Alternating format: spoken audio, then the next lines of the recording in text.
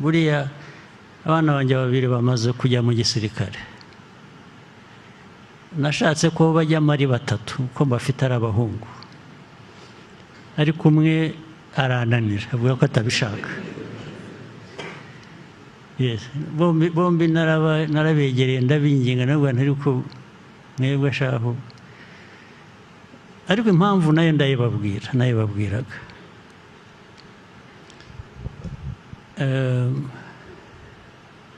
Mbaganirira amateka y'ibintu twanyuzemo n'abandi bose bakiri batoya n'iki gihugu cyacu, ntabwo ariko mwebwe uruhare rwanyu ruzaba uruhe? Ngo ndababwira babiri rwose bo barabikunda barabishaka ko bazajyayo, undi niwe wavuze yabigiyemo ntabwo atari kujya, ntabwo bijyanye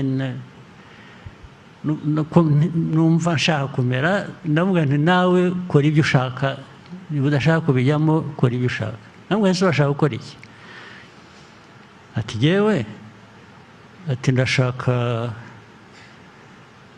gukora amafaranga, ati jye nindangiza kwiga nzajya muri business.